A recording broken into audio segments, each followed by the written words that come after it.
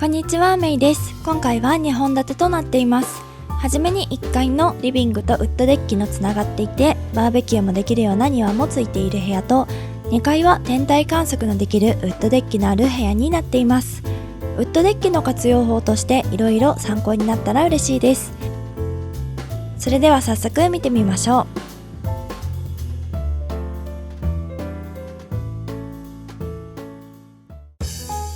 今回のテーマは溺愛されている金持ち息子の別荘です。リッキーは別荘をいくつも所有しているという設定です。部屋の概要です。部屋の大きさは 8×10、 窓はなし、エントランスは一番左、明るさは白で最大の明るさ、環境音は光源です。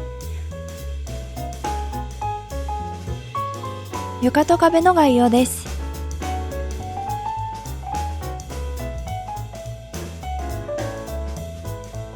リビングとウッドデッキになる部分にフローリングタイルを敷いていきます。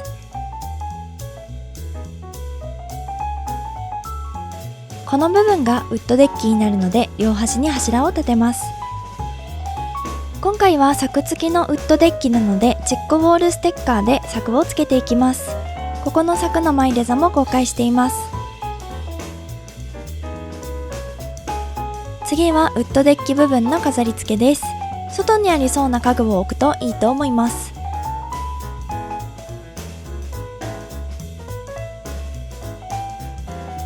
次は草地の部分にバーベキュースペースを作ります。バーベキュー代わりに小さいプールとかでも可愛いと思います。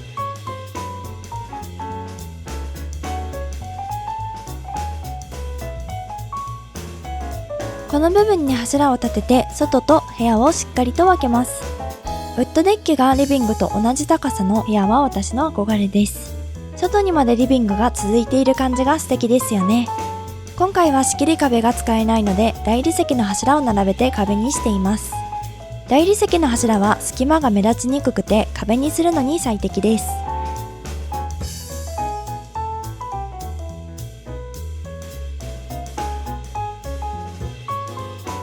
次は部屋の左側を作っていきます。壁側が部屋の中らしくないので壁となる木製パーテーション S を飾ります。パーテーションを飾る理由は後で飾るステッカーの節約のためです。金持ちの両親が選びそうな調度品を選んでいきます。リッキー自身では選ばなさそうですよね。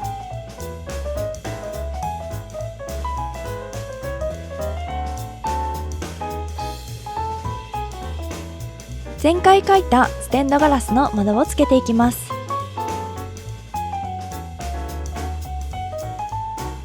大理石の壁部分が黒すぎるのでランプで照らしていきます。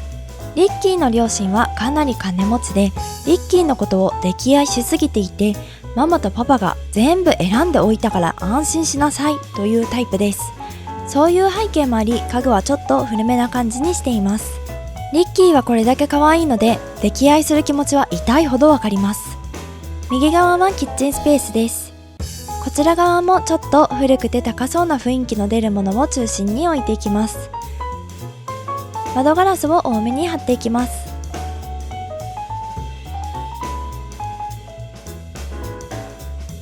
リッキーは自分でそんなに料理はせずお手伝いさんにしてもらう設定なので、キッチン部分はすっきりと最低限のものを飾っていきます。リッキーはかなり溺愛されているので、自分で料理はほとんどしたことがない代わりにちゃんと感謝しながら食べてくれるという意外と性格がねじ曲がらずに育っています。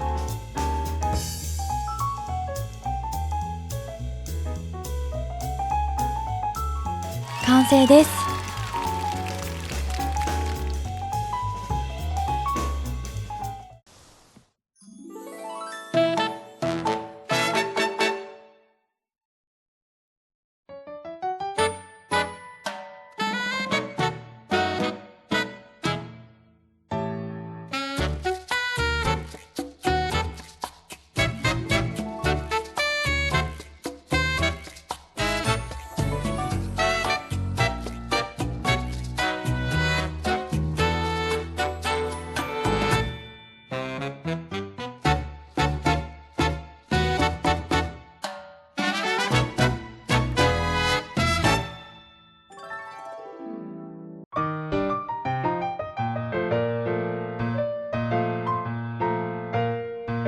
階部分を作っていきます。テーマはリッキーの元々の部屋を意識して天体観測のできる部屋です。部屋の概要です。部屋の大きさは 10×10、窓はなし、エントランスは一番左。明るさは白でかなり暗めですが、作業中は明るくしていきます。環境音はありません。床と壁の概要です。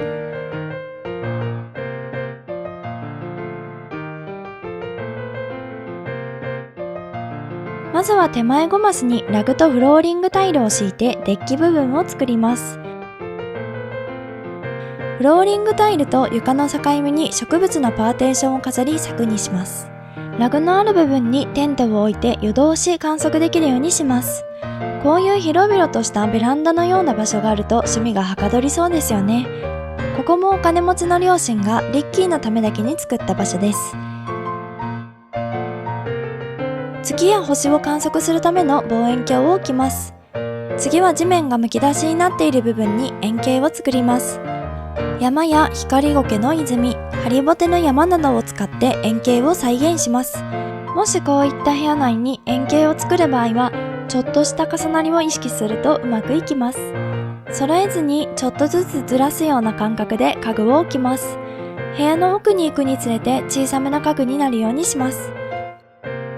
光苔のバルーンは月替わりです。